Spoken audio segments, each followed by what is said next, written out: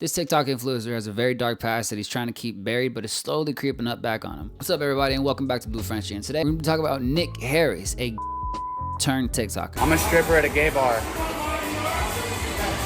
And I've been a stripper at a gay bar since I was 18 years old, since before I was a TickTocker. This is what I used to do. Yeah, it's a little bit of a wild ride. So if you're like me, you're probably wondering who's Nick Harris and how the hell do I find out about him? Well, easiest place to do that is to go to his many TikToks. If you actually go to his TikToks, you can actually see that he seemingly looks like a normal guy. He likes to post fitness videos on TikTok with his girl promoting whatever he's doing, which on the surface level, it seems like a pretty normal activity. He's just another guy in his daily life. One video stood out to me in particular when trying to learn a little about him. Let's watch it together.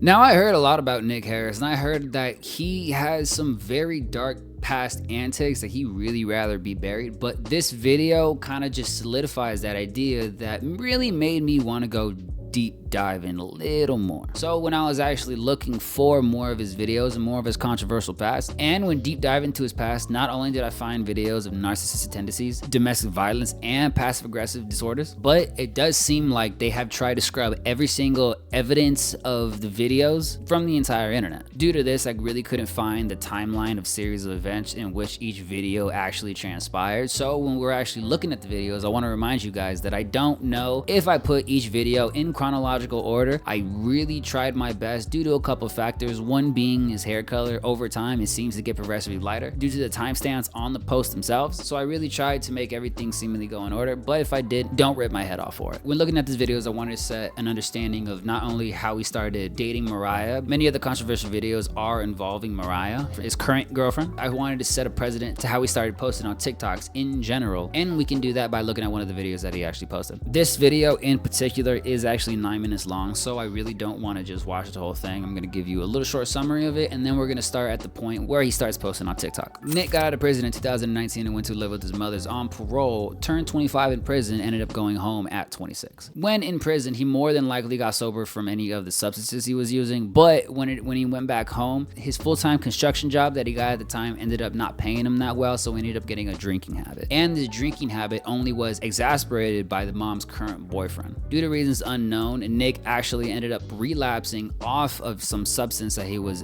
addicted to because of the boyfriend. Me and the boyfriend didn't get along very well. He ended up causing me to relapse on my drug of choice because he had my drug of choice from back in the day with him. So he had that and we did it, and my mom kicked me out. Surprisingly or not, the mother ended up kicking Nick out of the house instead of the boyfriend, even though the boyfriend was originally the one that made Nick relapse. More than likely, the mother didn't believe him. After leaving his mother's house, at some point, he ended up getting locked up in jail, and due to that locked up, he was court mandated to go to some type of rehab facility. Bouncing around different rehab facilities, nothing really worked for him until he went to Solutions Recovery. Solutions Recovery ended up getting him well enough to acquire a couple of full-time jobs, such as construction and chicken farming. As soon as I got there, I started working. I'm working construction. I'm working day labor. I'm working a day's worth of work for $75, maybe $60. Hard labor out in the sun.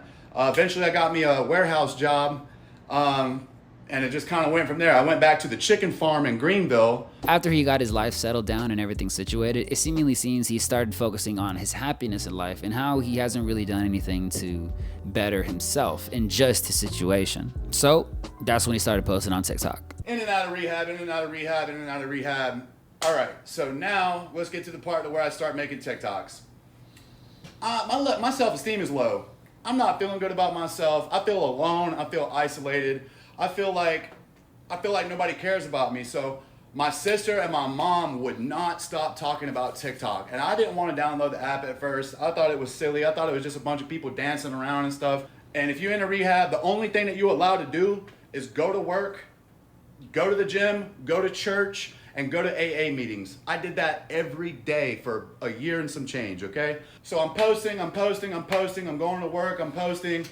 Everything's going good. I start meeting women, and because I got my privileges at the rehab, and like I start hanging out with people on the weekends, like women and stuff, right? Like dating, meeting people, going on dates, stuff like that. Well, I met a woman who had a boyfriend, and I really liked her, but she wasn't gonna leave her boyfriend for me. Before we continue, I want to show you guys a video that doesn't really add any context to the current situation that he's in. It's just about the ex-girlfriend that he was talking about currently. But I just want to give you guys a quick example of the type of controversial content that he's trying to bury. I broke up with my reputation, dragged my name through the mud, almost got me put in jail over lies. Those charges got dropped, but fuck, it's been a year since all that bullshit happened. A year of my life where I couldn't leave the state of South Carolina. Oh, well, guess what? Police came looking for me today. By the way, if you're watching me, you crazy ass stalker, you crazy ass fucking stalker, I would never be with you again. So the next woman I met was Mariah. I graduated the rehab. She let me move into her house. The first day we met, stuff happened. You know what I mean? You know what kind of stuff I'm talking about. And then she's like, yeah, you need to come move in with me. I didn't know that her bills were 3 months behind. I didn't know that she'd been unemployed for 18 months. Do you know what I mean? I didn't know all that stuff going in. All I saw at the time, this was a year ago, at the time what I saw was a petite, pretty girl who wanted me around. That's the way I looked at it. Yeah, for those of you that's already asking, I have absolutely no idea why he has 2 black eyes. I want to assume that it was because him and his girlfriend got in some type of squabble and they ended up, you know, hitting each other. But I can't concretely say that, and I'm just assuming that because that's what other comments in their comment section have said. But now that we have an understanding of how he was kind of brought up into this turmoil of lifestyle, and he met Mariah during that turmoil lifestyle, we can kind of understand how their relationship is the way they is more because of their turmoil beginning. Not saying that his controversial past and her controversial actions are any justification for them hitting each other and abusing each other, but we can see how it didn't start off with rainbows and farting sunshines. So now that we have a clear understanding of not only how it came up, but how we started posting on TikTok with Mariah, the next couple of videos that we're about to hop in are the videos that I didn't really know if I put in chronological order or not, but regardless if I did or not, you could still take the meaning and understanding from the actual video. I'm not happy. I don't feel like I'm with the person that I'm supposed to be with. And the signs are there every single day, and they've always been there. But my self-esteem has been so low, and my situation has been, I've been stuck here inside. We can obviously see that he's really upset or going through some type of episode right now. My thing is, why post it on the internet? Like, when looking at a lot of his controversial videos, we're gonna see that he's very comfortable with pulling out his video and just recording the moment. You see, no matter what the actual turmoil or controversy that is happening at the time, he's very comfortable with shoving a camera in anybody's face, and not only doing that, but talking just however he feels like, regardless of who's watching either on the video or who's in the room. You think I'm cringe? You think you're better than me? Hey, let me ask you, how would you handle these circumstances if they were presented to you in your own life? If you had nowhere to go today, where would you go? Who would you be? Who would you be willing to be to survive? When you're struggling and you're basically asking anybody for the minimum help, and they see that you're the kind of controversial person to, when turmoil or problems occur, you don't try to calm them down, you just exasperate them and record and pull out your phone and start recording them for some type of entertainment. When people see that that is the go-to attitude and behavior that you exhibit, they are less likely to want to help you more than less feel like they're obligated to help you. Regardless of friends, family, mothers, fathers, straight dogs, no one has to give a crap about you, and no one has to help you in any type of scenario. One that we're going to be looking at, I included it because it doesn't really show any turmoil between him and Mariah, but it does show his kind of weird behavior. The comment that he is reviewing on the video, it says that he's been sober for a couple of months, but you can clearly see he's twitching out and tweaking very good. She didn't like the fucking pair of pants that I was wearing. You gotta be fucking kidding me. Sorry, I'm a little upset right now. You want to see what I was wearing earlier?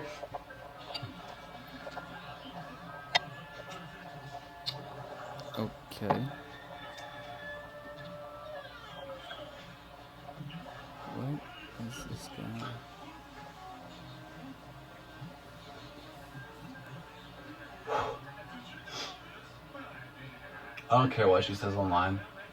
Yeah, I extremely doubt that he has not only been drinking, but he is high off of his mind, because he has not stopped moving in literally the minute that we just saw. And I'm not judging anybody's behavior. You're allowed to do whatever you want, but don't be out here claiming that you're sober when it clearly you're not. I just want to remind you guys that I am a brand new commentating channel. I am brand new to all this stuff. So if you like the video, if you like the type of things I'm doing, if you like the channel, please subscribe and like and leave me a constructive comment, because I'm slowly going crazy because I don't know if I'm doing good.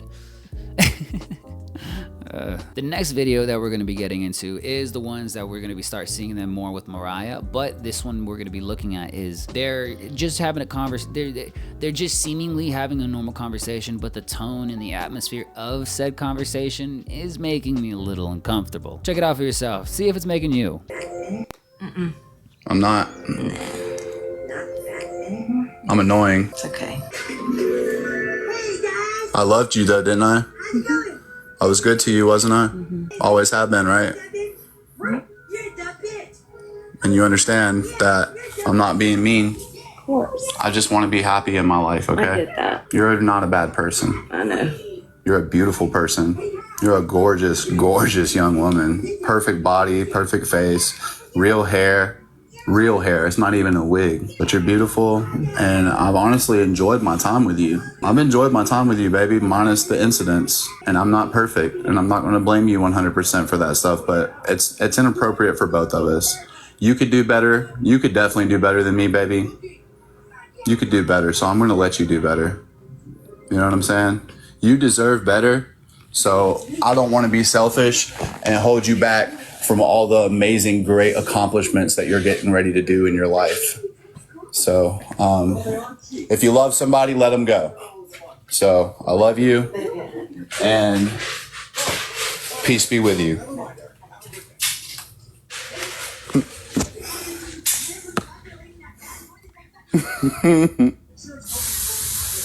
At the end there, he was laughing and trying to make it a little joyous, trying to make it a little playful, but you can even tell from the way she was receiving it and the way she was kind of, you know, talking back to him, she didn't want to deal with his tone or attitude or whatever he was trying to conjure up, because she knew that he was doing it either for the video or he was just having another one of his little episodes. I can't really make any judgments of the way that he's acting, because I can't really tell if he's being serious or not, because at the end he does laugh, but in the beginning he's talking like he's serious, and the wife is kind of blowing him off like she's heard this a couple of times. So there is aspects that it does seem like he's joking. Putting this clip against the other ones, it really makes it seem like it's not really that satire. The next video that we're going to be looking at is him trying to go to New Orleans or trying to meet up with somebody or some type of activity. And he's talking kind of loud, so it really made it seem like Mariah is either in the room, because he's obviously not talking about going to New Orleans with her. It does make it seem like he's trying to be a little antagonistic in some type of way. Hey guys, so I'm coming to New Orleans in the next 48 hours, and I have everything set up and ready to go except for my place to sleep.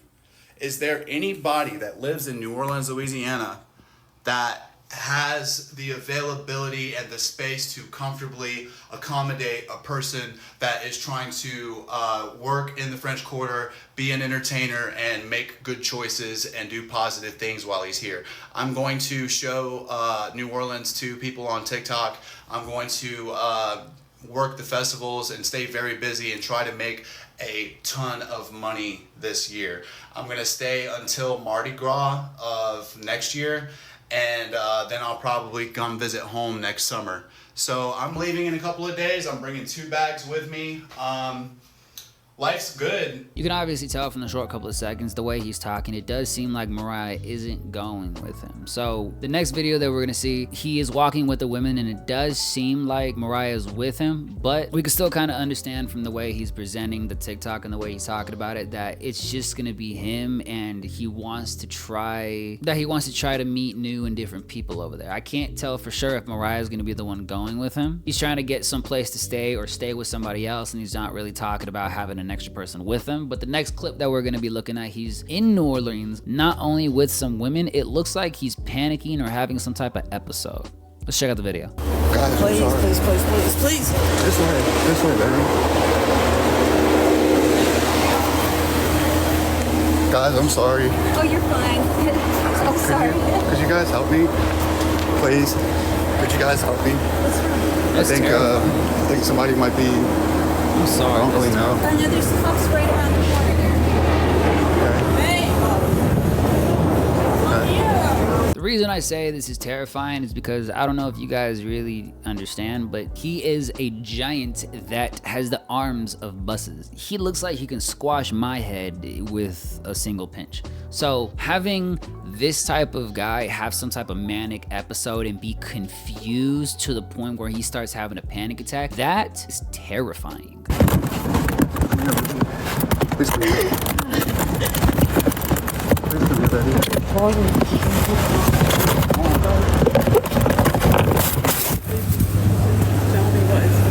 Just come with me. Come with me, baby. Please.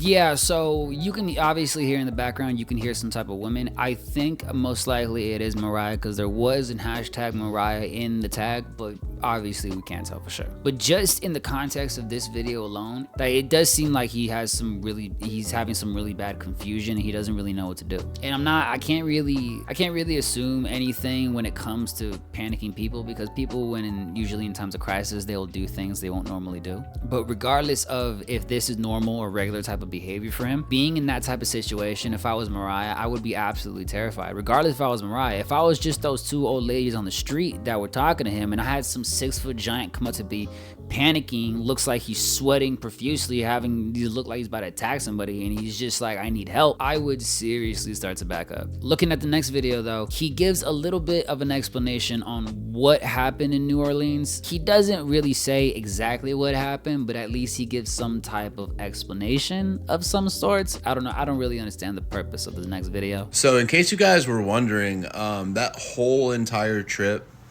me going to New Orleans, that entire thing is called a manic episode.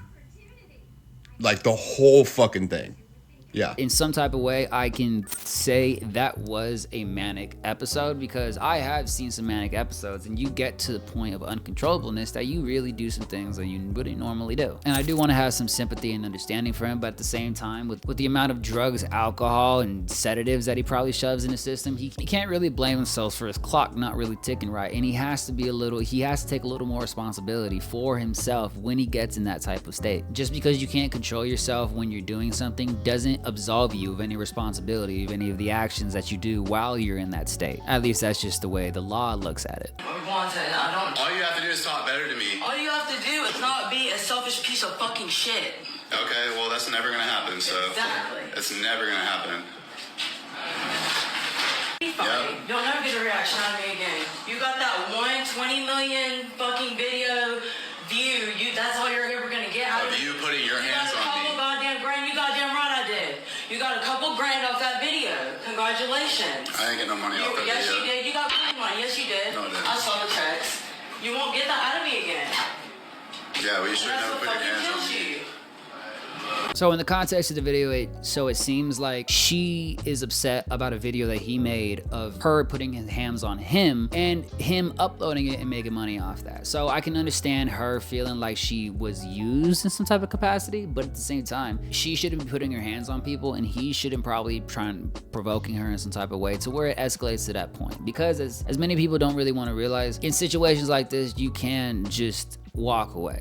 Is it annoying and does it suck because you're probably not the one starting issues? Yeah, but is it worth the time, the effort, the energy to have to go through this person to just do what you're trying to do, or make a point? Now this last video we're gonna be taking a look at, the context is a little different because it does seem like at some point between last time or sometime that Mariah and Nick did break up, but they ended up getting back together and Nick decided to do this. I'm choosing to not sleep with people. All right. There was an opportunity last night, all this morning. It was right there, and it was literally begging me to take the opportunity, literally begging. When I say literally begging me, I mean quite literally begging me. And I'm not gonna lie, it was hard for me to say no. But I did. I did say no. And I'm gonna continue to say no. I'm gonna continue to say no until I find somebody who's worth yes. You know, because the thing is people will try to use that against you and use it as a weapon. And once they know that they can fuck with you like that, then it don't matter how they treat you, because you won't come right out of that bed at the end of the day. And you know what you need, and that person knows what you need, and ain't nobody else knowing what you need and giving you what you need. Ain't nobody else knowing what you need and giving you what you need, so that person that is weaponizing what you need against you is gonna give it to you at the price of them treating you the way that they've always treated you. So once you take that out of the situation, it's a whole different game. And all you gotta do is discipline yourself. The confidence this guy is unparalleled. He seems like a seemingly cool guy when he's not having these crazy manic episodes. But at the same time, it really does seem like he has these super hard narcissistic tendencies that's only amplified by TikTok. But I can't keep doing this, man. I really can't, bro. Like, I'm better than this, man. I don't want to fight with nobody. I never wanted to fight with anybody. I wanted a girlfriend. I bought her a car. I paid off all her bills. I stayed loyal. Even after she screwed me over, even after she hurt me. Because I said, you know what, it's just because she's an alcoholic. I'm a drug addict, I'm an alcoholic, I know what that's like. She can change, I know she can. And I saw her do it.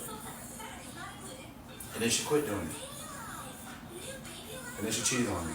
She lied to me, she slept with Marshall. As soon as she got back into Greenville, she slept with Marshall. She slept with her ex-boyfriend Marshall. She lied to me, told me she did. She's been trying to cover up her little track. Oh, I never told you I didn't sleep. Yes, you did. I'll put my hand up to this guy. I'm lost if he's talking about Mariah or he's talking about his ex-girlfriend. At this point, he's talked a lot. I have no idea. So yeah, it does really seem like Nick Harris's life is a roller coaster going up and down all the time. It really does seem like he is kind of the cause of it. Not placing blame and not saying that I know exactly what's wrong with his life, because I've only looked at a couple of clips and I'm just talking about it with my little stupid brain. A common factor that it really does seem like in a lot of these videos is he is the one to pull out and start recording, and not saying that the recording is the problem itself, but it just aspirates any type of problem that's already happening. I understand that he is a TikTok influencer and sharing his life is actually his job and it's a part of everything he does. But I think there can be a clear separation between turmoil, conversations, and events, and sharing important events and happiness that happens in your life. I think there can be a clear distinction between the two that you'd be able to make, so you not showing everybody basically all the drama that happens throughout your life. It really does seem like a lot of this turmoil and difficulties and problem only was exasperated by getting onto TikTok. I don't really know for sure if TikTok was the reason that he met Mariah. Maybe he was going to meet Mariah in the first place in general without TikTok. Toxic relationship that him and Mariah seemingly had in the past was only exasperated by TikTok when he ended up recording, because every time he recorded, she knew that he was just gonna put it on his live or his TikTok, and it was just gonna be a bigger problem. Regardless of any of these videos, regardless of anything you hear, regardless of anything you honestly want to think or feel about them, going back to their current TikToks and the TikToks they do post today, it really does seem like they put a lot of effort and a lot of time to not only make their relationship better, but to make their online presence look a lot more cleaner. And yes, when you actually post anything on the internet, it's on the internet forever. You can't technically scrub anything away. If somebody saves it, if you post something and nobody sees it and you delete it, yeah, it's gone. You are a very influencer type person and you end up posting a lot of controversial things. People are gonna save them and repost them, and then it's stuck on the internet forever. When you have this type of situation, it's not the end of the world, because you have a lot of controversial videos and everybody has their own opinion about you. The only thing that really matters that I want to say is basically how you move on and how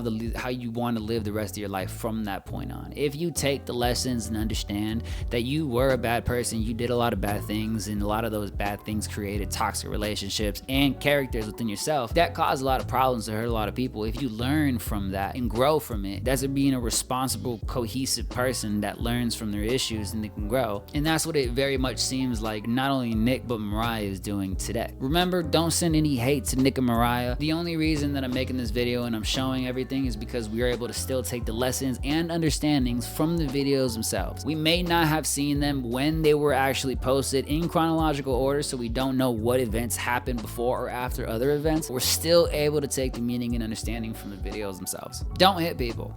That's wrong. Don't hit people that you love. Get better. Try to do more.